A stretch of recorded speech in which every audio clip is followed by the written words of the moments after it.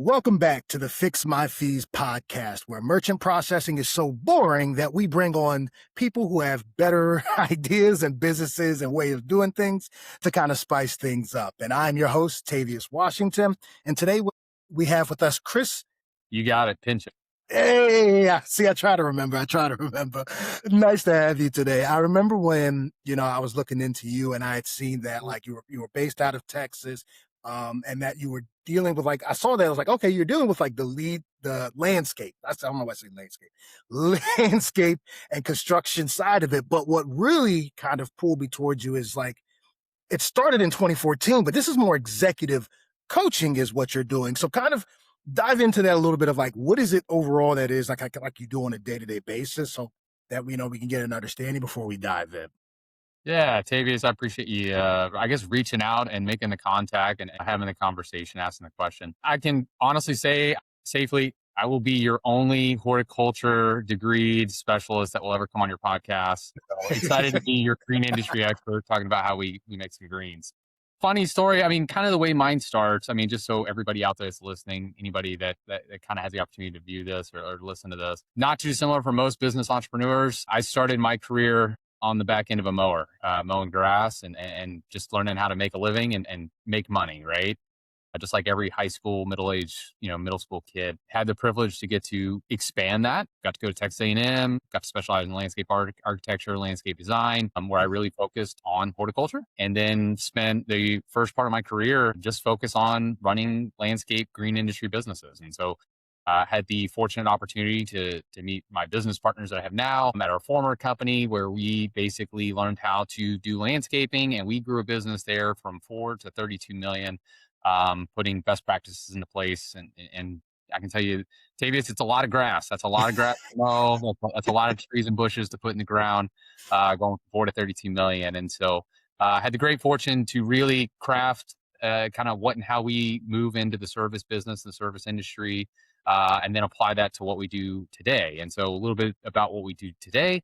Now I have a firm with my two business partners, McFarland and Stanford. We're based out of Dallas, Texas, where we help other landscape green industry professionals and business owners grow and scale their businesses. And so we've got a great team of professionals where we do a variety of services, Tavius, where we do accounting and financial service management for the green industry.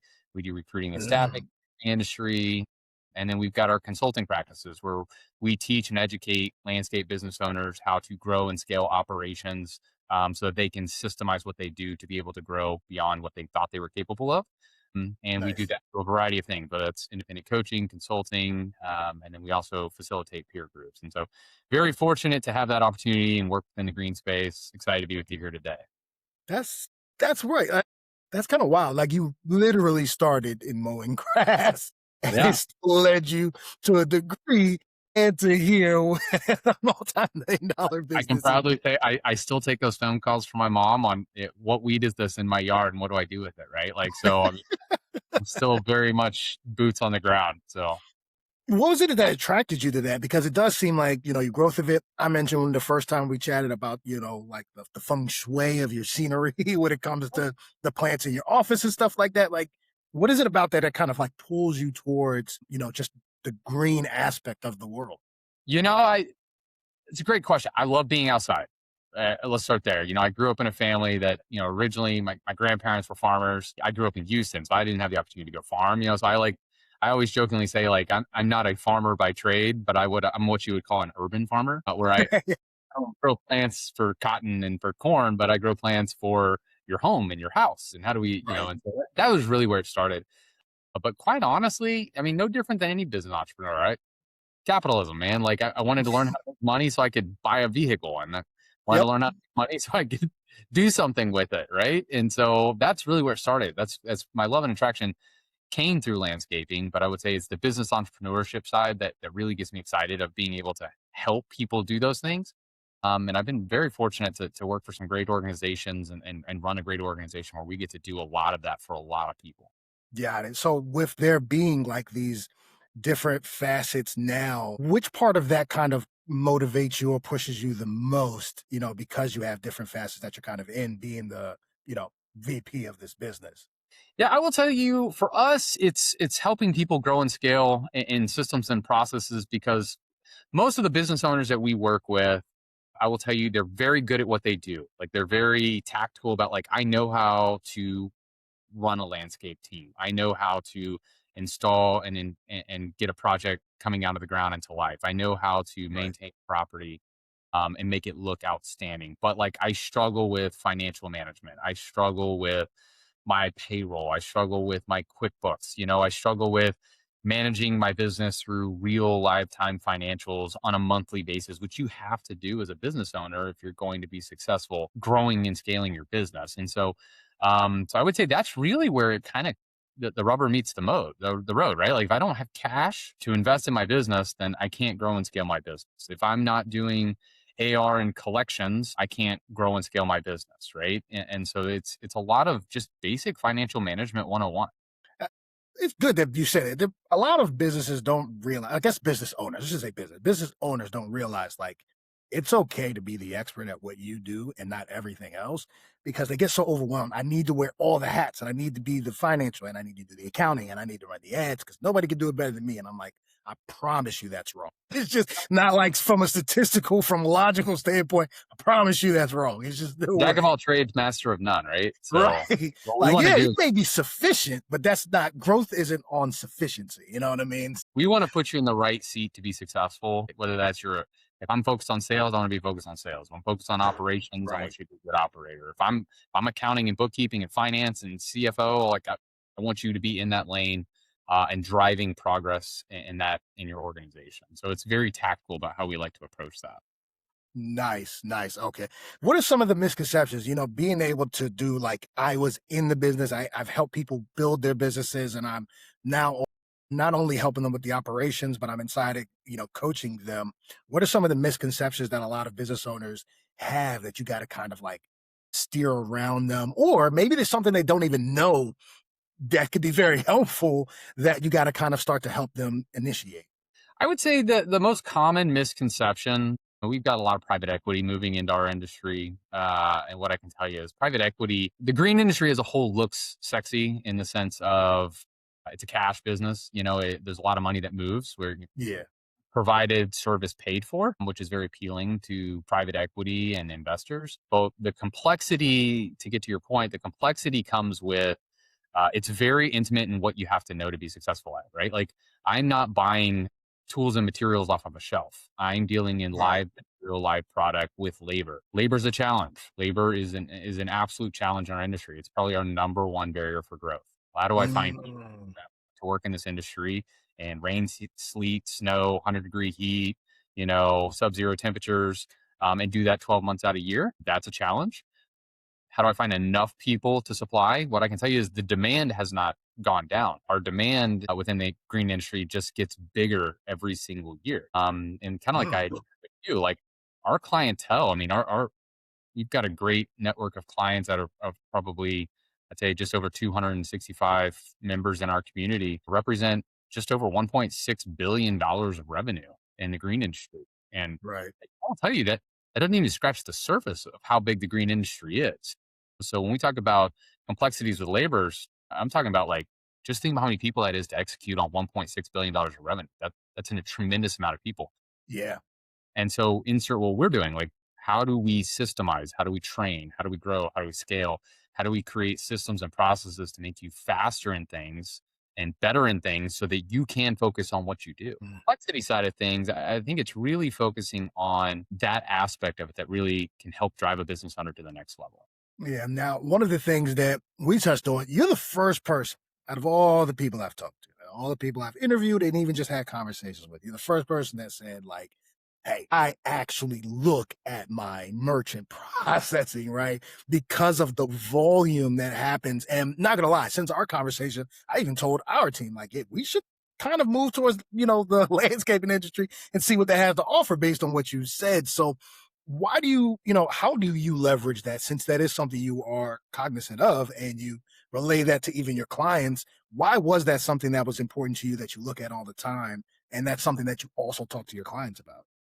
Yeah, it's a really good question. I will tell you, it's because when I look at a P&L for a small business, small service business, on a monthly basis, I mean, you're in credit card merchant fees. You know what those percentages are that comes out of each credit card transaction, right? Like, Yeah.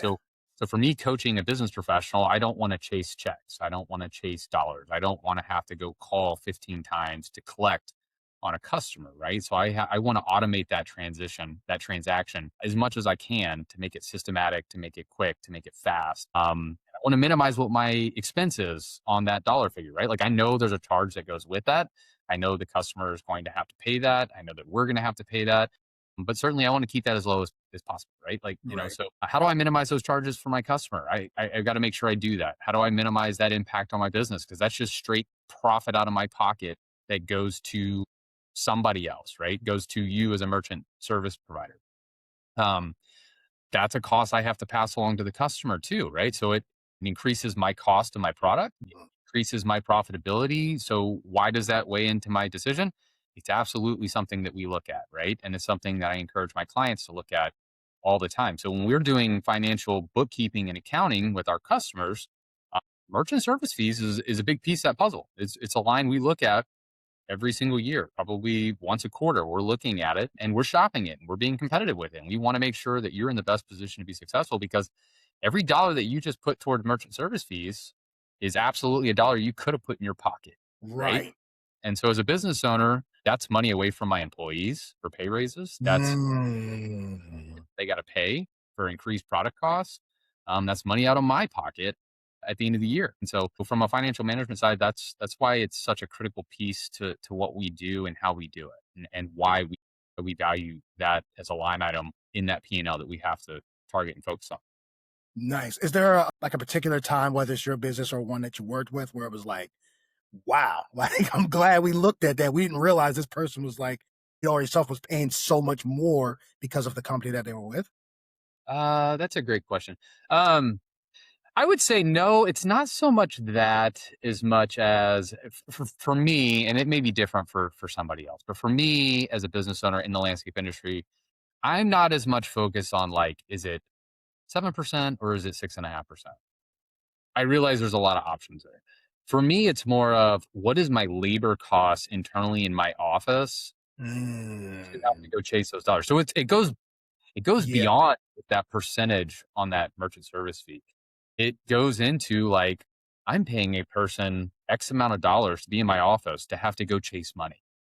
What does that cost me per year for that individual to sit in my office and have to phone chasing everything that's over 30 days or everything that's over 60 days or 90 days? That's a cost that people don't factor in. That's a labor cost. It's a labor Right. burden, right? So now throw your merchant service fees on top of that, right? Now we've got that extra cost, and then I've got my internal overhead costs Right. bloated. It can get bloated very, very fast. And so I get very annoyed when what I see is like, oh man, we got to go chase this money. I need to hire another assistant to go. I'm just like, this is insane. Yeah. Like we've got to fix this. And so I would say for me, that's more kind of how I approach it. I don't know if you know this, but like I'm like, man, I gotta transcribe this like as soon as possible. You're giving me so many content ideas. Like, you're talking about how it could be raises, it could be bonuses, it could be, employees, it could just it could go into marketing. There's just so many ways that this can affect it. And right. And it could be the difference, even if it is a smaller company, if they save 800, 1,000, that could be a virtual assistant or something, right? There's always something that can happen by just, being able to save money or being able to understand, like you said, hey, my costs are here. If I cut that down, I can directly pass this on to the consumer, which indirectly makes me more competitive right out the gate. So Yeah. I really think that that's cool. Why do you feel like, is there something else that you feel like people don't pay enough attention to, like merchant services? That's like, man, like y'all should be looking into this more often than what people do. I would say when we look at financial management for a business in our bookkeeping side of our company, I will tell you what we're focused on is real time live financials, right? Like I want to see my customers closing their books on a monthly basis. Why? Because you make good decisions with good information. So to make good decisions with good information means I got to go reconcile my credit cards on a monthly basis. I can't be managing my cash flow off of my bank account and how much money's in the bank. I have to be able to look and forecast revenue and everything like that forecast income, forecast my balance sheet. All that factors into like, how am I going to go buy a truck? How am I going to hire people? Do I have money to buy a truck? Do I have money to hire these people? Like, that's real time financials, which is why we are so, that's why we value so highly looking at the bookkeeping side of what we do. Right. And that's Right. why the first thing we want to do is get in your books. We want to understand what you're doing. We want to understand what and how the money is speaking to us, because that's going to help us dictate the best way to assist you as we help you grow and scale your business. So is that like one of the first things that you dive into when a client joins you, or is that something you're doing strategizing before they even work with you? I will tell you, so we run peer groups. I told you we run 20 peer groups. We've got 20 groups now within the landscape industry. We're adding a few more every single year. Financial management is our report card, man. It's what tells us. It's a scorecard of, people call it key performance indicators, or and for us, it's your Yes. key performance indicator of like, hey, Tavius, are you running a profitable business? Yes or no? No. Okay, now I want to go look at your P&L and let's start to dive into why. And we've got a lot of references as to what and how your P&L should look and what those ratios need to look like to make sure you're a healthy, viable business that you can grow and scale. Because the biggest mistake we see in our industry is people, honestly, they grow too fast and they outpace their cash. You outpace your cash, Mm, buy trucks. You outpace your cash, you can't buy mowers. You outpace your cash, you can't give pay raises to hire people. And then in turn, what happens? You upset customers. You upset customers, they leave, right? You upset internal employees, they find another job, And so cash flow management is a very big piece to what we do, which is why it's such a huge component of our business as we're growing our financial practice of how we yeah. manage our customers' finances. God, oh, that's a so let's say somebody is going through that right now, right? They're in landscape or even, any business, and they're starting to reach that leverage point where they're outpacing it, or they may feel like it's coming up. How does someone prepare for something like that? And what should someone to do, or at least start to comprehend if they're going through that at the moment? I'll tell you, we will look at balance sheets. We want to know, like, what are your costs? What are your expenses? What are your notes that you have to pay? What are the things that we're saddled with and tied with? And then where's the fat? How do we cut the fat? Not cut the fat in a way that you're going to inhibit yourself from being able to do the work, but cut the fat of bloat, right? Now, I'll give you an example of what bloat is, right? Because I see this with a lot of my clients now. Everybody wants to subscribe to everything, right? You see this. How many TV subscriptions do you have? Well, we see this in business operations as well. Like, I have not only a Mm, subscription to Chat GPT, but I've got a subscription to Gemini, and I've got a subscription to Claude, and I'm also using these AI chat functions that allow me to record conversations. And probably don't use any of them effectively or good, but I'm now paying $20, $20, $20, $20, right? Well, those add up over the course of time. Well, like, your business is no different, right? Like, what is that mm, bloat that you're seeing? What is that fat you're seeing? And how do we better utilize what we're doing? Software. We have 15 different softwares we use. We really only use one, but we have 14 others that we are subscribed to that we use in some capacity. And right. it's going to look different for every business, but like, what are they? How do we make sure we're getting 100% capacity or usage out of those things? And if we aren't, let's get rid of it and let's find another way to systemize it and do it differently. I didn't think about that aspect of it. Like how important that bloated side, because you're right. Even personally, until I had the missus take over my finances, I was every subscription, everything. You know what I mean? Ah, it's $5 here, $9 there. Next thing you know, it's like $800 and like little stuff here and there. But you can, do that in business. Like I know someone who had like Salesforce and they were paying like $3,000 a month, and I'm like, it's just like three of you. Why Yeah. are you spending that much? And y'all doing basic like staging. You're not using any of the functions. It's basic staging. And Yeah. just like something from switching CRMs saved them thousands of bucks. And it's like, but they were just so used to the cost of doing business that they Yeah. don't even look at what other stuff. Or sometimes, I know you've probably seen this, you'll hop in a Zoom room and they have three different note takers, Otter, Fathom, and Notebook. It's like, why do we have three of them inside the room to do the same thing? I mean, Those kids start to add up. So I see what you mean with that. during COVID, we were no different than everybody else. We signed up for Zoom, right? Got to have Zoom. Got to have Zoom. We Gotta had have Zoom. Zoom. We used Zoom for about 12 months until we realized, wait a second, we already paid for Microsoft, which means we already have Microsoft Teams and it's already included in our subscription. Cut the Zoom, so that was a perfect example. I mean, you got to practice what you preach, right? And hey, man, that stuff, it happened. You don't think about it. And it just it'll catch up to you at times. So you Yeah. got to look at it all the time. Like, yeah, you just said that, and I'm like, that's the same thing with us. Like, why do the pre-podcasters on Zoom? It's like, why? We have Microsoft, we have Teams. Yep. I have seen that. I will say over the past like year, I've seen way more people. It was like before a year ago, I never heard anyone say, join me on Microsoft Teams. Yeah. Lately, I've seen a lot more people who are like, yeah, we just use Microsoft Team, hop on. You're right. It's like you start to realize, why? I have a free version of this. I have something else that already does this. I just like the way that this looks, or because everyone else is doing it's trending, I used it. I feel like I always have to continue using it. And it's like Yep. sometimes just realizing you don't have to continue is bigger than finding the right one. It's like, I don't need these any longer when Yeah. it comes to that. But in the landscaping field, because there's so many moving pieces when it comes to the transactions, where they're going, what they're doing, the people in the field. Do you find that a lot of business owners get overwhelmed with the growth of their business? And because it just feels like it would. And like, how do you, as a coach, keep them in the same track where they don't, quit altogether, but also understand where that overwhelm is coming from? How do you handle those types of businesses that are feeling that? Yeah, we see it. I guess I see ceilings, right? Like I, as an Mm, independent operator, I can grow to 1 to 3 million, and I can do that by myself, right?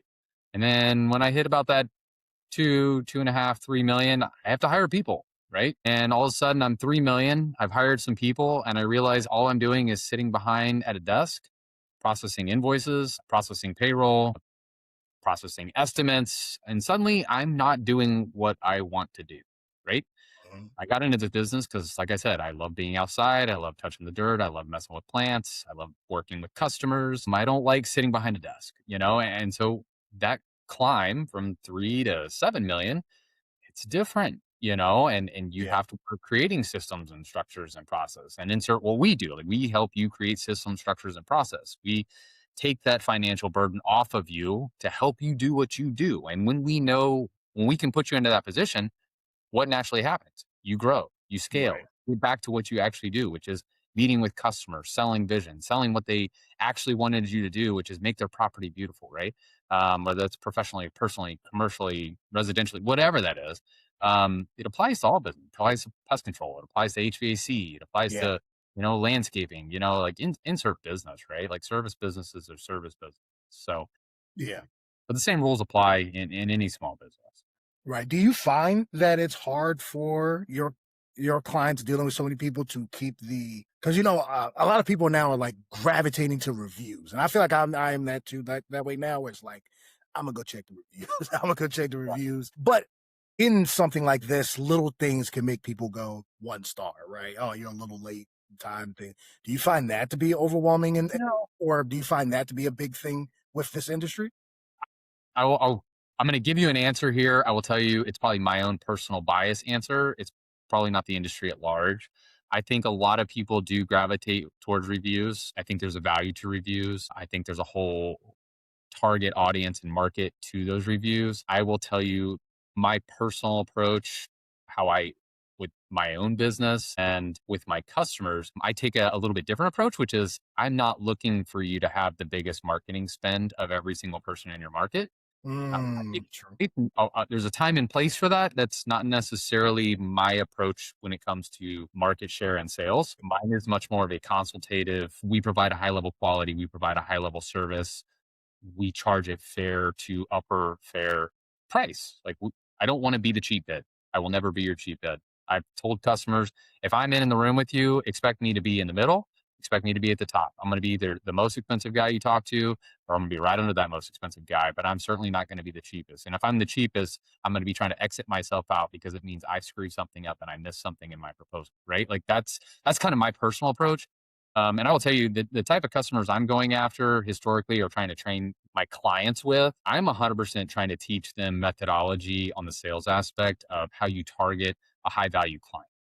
Mhm, Who wants mhm. your service because you not only provide a high level service, but you train to that service, your quality is reflective of that service. And I want to pay more money because I want that service, right? So, me personally, I'm not a Google reviews guy. I'm not a Yelp review. I may check it just to make sure that the guy's not getting 1 star, but at the same time, I'm like, I also know the back end of that, of how marketing and this SEO stuff works, where people can pay to be the top of the SEO chain. They can pay Yeah. to get Google bots to respond to reviews. And so like I kind of toss that out. Like that- part of that is just BS. Like it's just bots, right? Like, so I don't necessarily buy into the review side as much as I think some people would. But I do agree there are some companies that do a tremendous job and are very, very successful in that. It's just not the game that I personally play. And how are you, I guess, personally feeling about the future of this space? Because you did say that private equity is moving in. You also talked about the challenges with the labor. Like, how do you feel like the market is going to transition over the next few years as your things keep growing? Do you feel like it's going to keep growing? Do you think it's going to take a step back?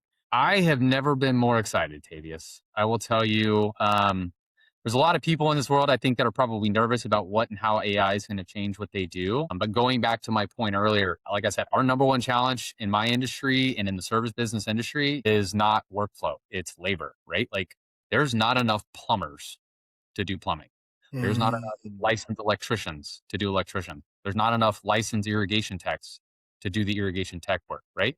So if labor is my number one challenge, I have to create professionals. I've got to train professionals. I got to give professionals the tools to be successful, which means I got to create opportunity. What does AI do for me as a business owner, for a small business and a service business?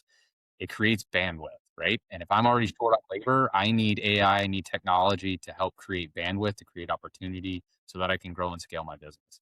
We're not, the population has not declined. Uh, people are not suddenly waking up in the morning and saying, I really want to mow my grass today, right? Like people are Right. only historically getting lazier. So Yeah. It's businesses the no longer, labor shortage. every business out there. I mean, I can look out the window and I can tell you every single one of them has a lawn. Every single one of them has a tree. Every single one of them has a toilet. Every single one of them has bugs. Uh, so insert service opportunities. So like I said, I've never been more excited about where our industry as a whole on the service side of it is going. And I feel like the opportunities will just continue to multiply. So I feel super confident and more excited every day about where it's headed. And you think that the labor part is that's going to be the biggest challenge that they have to face come this cycle, or do you feel like there's any other huge challenges with that? I think labor will always be the challenge. I mean, economy is obviously a driver too. Like I'm not going to build a pool if suddenly the economy takes a dump, right? Like, so there's a lot of, I mean, there's levers. At our business, we do financial valuations where we help you understand what those levers are. Where we Mm. come in, we take all your finances, we evaluate your business, and we tell you what it's worth on the market. Why? So that we can tell you what levers to pull to make your business scalable, to make your business be able to grow more profitably, or maybe, hey, which levers we need to dial back because hey, this one's costing us a lot of money, it's not providing a lot of return. This lever here we haven't focused on, but if we leverage it up, I can increase your profit and your margin, right? Like, so that's why we Mm. focus on valuations when it comes to these small businesses, is helping them understand as the pilot of the ship, what lever do I need to pull to get the most out of this ship? Are your clients also trying to adapt? Like, I know you said that you're adapting with like AI and leveraging it because it helps you get bandwidth. Do you find that they're easily more adapting to it and wanting to do it, or are they like the old ways, the best way? How are you running into that? Yes and yes. So I don't think it's about the like that. I will tell you, our highest performers are educating themselves on the technology and becoming the experts at what they do and trying to stay on the top tip of the spear, right? That's what we're trying to do. We want to be tip of the spear. We want to be the smartest, the fastest. We want to be constantly looking at how we sharpen the saw. You always have your crusty vets of, hey, I've done it this way, I've done it this way for 30 years. And that's great. And I don't disagree with that either. I think there's simplification can equal profit as well, Yep. in a very big way. And so I'm not going to discredit that at all because I've got a lot of profitable clients out there that do very well with just simplifying the system. And I 1000% agree with that too. But I will tell you, as things are changing now faster than I've ever seen it, right? And in my industry, I've been in the landscape green industry and in the service business side for just over 20 years now. I mean, I'm not that old. But I've been doing it a long time, and I can tell you, I've seen more change in our industry on the service side in the last 18 months as probably what I saw for probably the first 18 years. To me, that's pretty dang exciting. Yeah. So we're 5 years. I've got my projections, but I will tell you, I think it's going to be in a better position than it is today. Mm. So what are, I mean, you don't have to go into monetary, but like, what are your goals for the rest of the year? Is it more monetary growth? Is it more like getting the right amount of people? Is it operational? Like, what are the next like goals that you're trying to like start to really hammer out now that we just got out of the first quarter, moving into the second quarter for the rest of the year?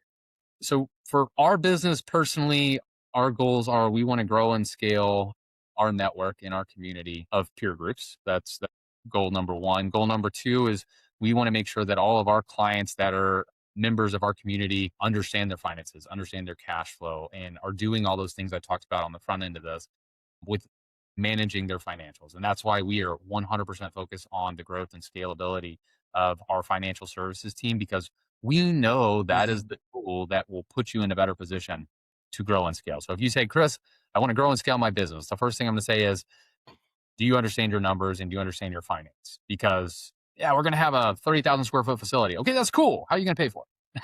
You know, like that's real questions. It's real things we got to look at. You know, hey, I want to buy all these trucks. Okay, great. You got to have credit. You got to have a financial ability to be able to invest in this stuff, right? Yeah. So for us, it comes back to those two factors. Got it. Nice. All right. And so as you're moving into that, something that I just love to kind of chat with because I hear so many people in this where like we talked about before, right? Capitalist America, where work harder, sometimes you make more, right? And then you have people who are like work smarter, not harder. But where it's just the nature of the beast of entrepreneurship is there are going to be times where you're working way more hours, but you have to kind of balance that out. So for you, how are you doing a good job balancing it? Do you feel like you need to be better at it? Or if you are doing a good job, what advice would you give to someone who's starting to feel overwhelmed and maybe not giving themselves the best work-life balance? I would say I'm a dad of three daughters. I've got my own personal business that we've been doing now for 11 years. My wife is also a doctor. She has a business she's been doing for almost 20 years, 15. Mm. So are we full throttle? Yeah, we're full throttle. Do I work 40 hours a week? No, no, I don't. Are we growing and scaling good businesses and providing a high level quality and service? We absolutely are, right? Mm. From our personal business side, I will tell you, we're 100% dialed in and focused on creating a phenomenal customer experience, right? In our business, we talk about basically creating a customer for life, right? Like my job is I want to find you when you're $1 million operator.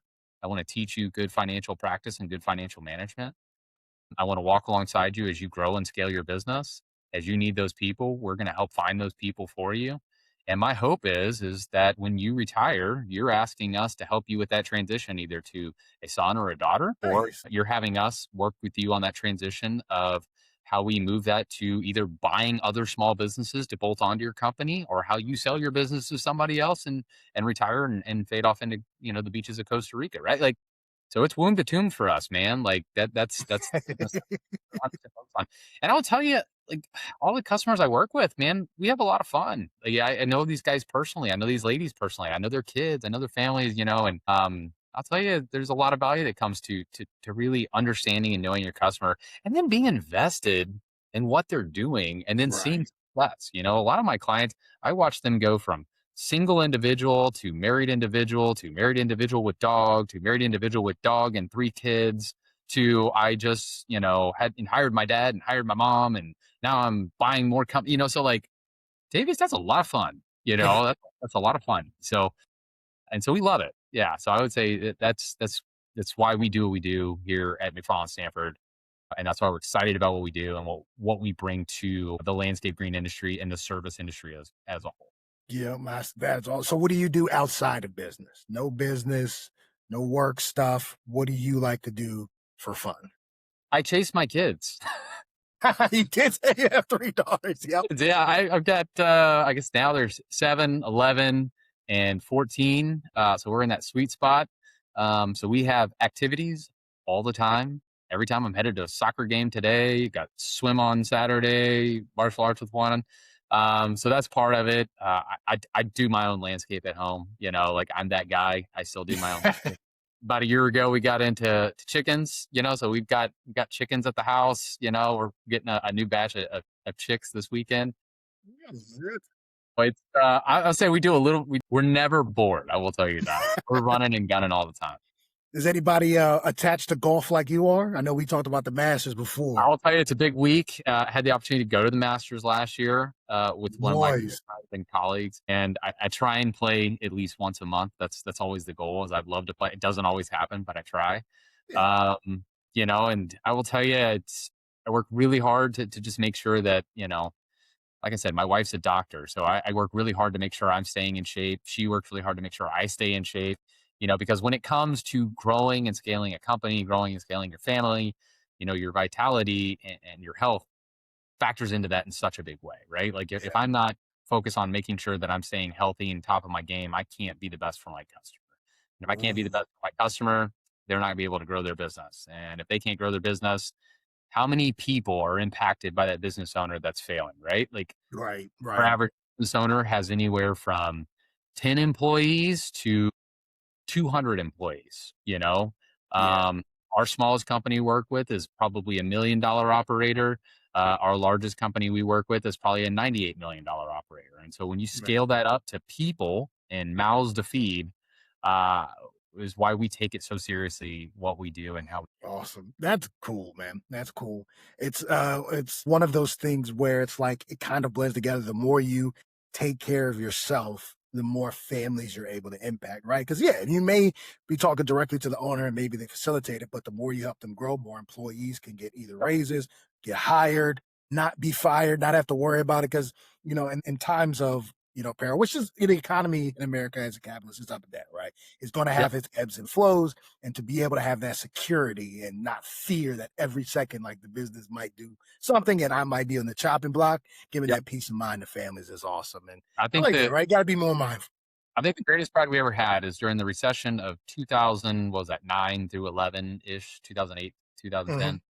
People ask, why did you grow and scale your business? We didn't do it because we just wanted to be a big business. And Right. Tavius, what I want to echo is like, it wasn't because we just wanted to grow and scale a business. Quite frankly, it was we worked with really good people. I enjoyed the people I work with. We all knew we wanted to grow and have families and have kids, which meant what? We had to learn how to do what we do better because we don't want to make $30,000 for the rest of our life. I Right. want to somehow be able to provide more, buy a house, eventually put my kids through college, be able to do these things. I mean, quite frankly, if we aren't good at what we do and we don't grow this business, we aren't gonna be able to give you a pay raise. And if we can't give you a pay raise, you're going to leave and you're going to go find that somewhere else, right? And so, how do we do that? Let's just be really good together. Let's hone in what we do and let's really focus on perfecting our craft. If we perfect our craft, we can grow and scale this business at a way we never thought we were capable of. And that's what I really try and drive home as a leader through our leadership development is your ability to impact others as you are growing and scaling your businesses. Yeah, I mean, I don't have kids, but I've heard how expensive those after school activities like sports and things like that can be. It adds up. It adds up, but I wouldn't have it any other way. So Awesome, man. Man, I'm so glad. Thank you so much for being on here. I feel like me and you can talk forever. And I'm glad that, we did touch on AI, but we didn't dive too deep into this while still providing a lot of value because there's like a lot of actionable steps that people can really dive into just based off this. So this is one of those podcasts where I implore people, if you're watching right now, please, if you don't know how to use AI and you're like, man, I want to learn how, the first thing you do, find a way to transcribe this, right? Look it up, take this, transcribe it, put it in AI, and get the points from it because the things that he talked about from his health to the merchant part of it to preparation, all of those are actionable steps that people can start to look at right now and understanding, and that can move you forward. But with that kind of knowledge, that becomes the responsibility of people wanting to go, hey, Chris, like, can you help me with that as we go along? And I know you do primarily work in the landscaping space, but if people can reach out to you and they're not in that, can you kind of just let us know, like, how can people reach out to you, whether they are in your ICP or not? yeah, that's a great question, Tavius, and I appreciate you asking that. So if you'd like to learn more about what it is we at McFarland Stanford do, I will tell you we've got some great resources at your disposal. So we host a podcast. Roots of Success is our podcast. We drop 2 episodes a month. So definitely encourage you to check that out. We also do financial services and accounting. So I would encourage you to reach out to Tavius or myself. And Tavius, I'm sure you can share my contact information after this with people as well, or you can find us through our website. But Chris Pinchick, reach out to us. We'd love to help you with your financial services and accounting. If you're in the landscape green industry, if you are a tree care company, an irrigation company, a maintenance company, a installation company, we would certainly love to connect with you and see how we can help you grow and scale your businesses and see if peer groups and financial services is the right fit for you. But we do a variety of other things as well. So we would encourage you to look out for that. And then we also do a lot of work in the pest control industry. And so if you're a pest control operator anywhere in the country, we would love to connect with you. We work in all Mm, states. So we have clients from Alaska to Maine and from Canada to Brownsville. And so we have just crossed over into the international space as well up into Canada. So we would that's to awesome. connect with anybody that's out there within those spaces to see how we can help you out. But I appreciate you having me on, Tavius, and kind of bringing me into the fold in your conversation. Man, I appreciate you coming out here, dropping this knowledge, making people aware, right? It was just really cool that I wanted to bring you up here just for the amazing stuff you do. And you're like, dude, the merchant service part is a huge part of it too. It's like, I got to bring them on. So, right, like you being the first person to talk about that. So I'm excited. And I am going to put your information in the bio. I'll get with you about that. So it can be right there for them to click on them. If there's different links for different types of people, we'll put that in the bio. So thank you again, Chris, man. I really, really, really do appreciate this. That's my pleasure. Nice meeting you, Tavius, and thank you for having me on. No problem. All right. Thanks you guys for listening in to another episode of Fix My Fees podcast. If you have an interesting story or business the same way Chris is, and you're doing awesome things in the community to help your clients, and you want to be on the podcast too, please reach out to me at Tavius at fixmyfeesteam.com. Other than that, good night, everybody.